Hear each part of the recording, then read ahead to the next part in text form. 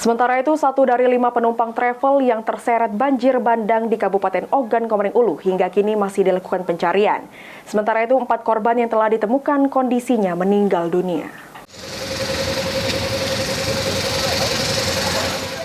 Banjir bandang yang melanda di Kabupaten Ogan Komering Ulu menyebabkan 2 kendaraan roda 4 terseret arus deras. Akibatnya 5 dari 7 penumpang travel hanyut terbawa arus, sedangkan 2 penumpang travel berhasil menyelamatkan diri. Setelah dilakukan pencarian, jasad 4 penumpang travel telah berhasil ditemukan oleh tim evakuasi, sedangkan 1 penumpang masih dalam pencarian.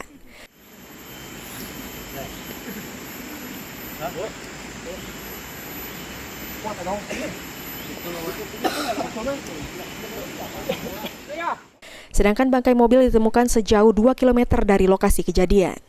Yang menggulung 2 kendaraan, baik kendaraan truk maupun kendaraan minibus ini terbawa arus sungai sampai dengan 2 km ditemukan bangkai baik truk maupun dari minibus. Dan untuk korban yang 5 semuanya waktu itu masih di dalam kondisi di dalam kendaraan.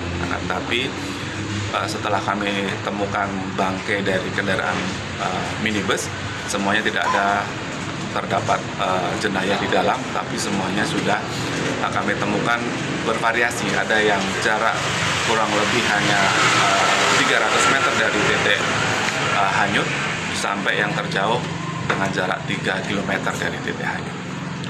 Sejauh ini baru 4 ditemukan yang mana? Sejauh ini selama 3 hari kami pencarian bersama Basarnas Provinsi, kami baru menemukan 4 dari 5 korban yang kena banjir bah.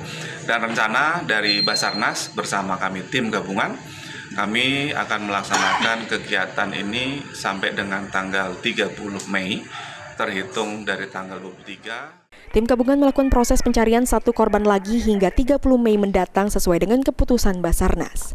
Ari Pranika, PAL TV.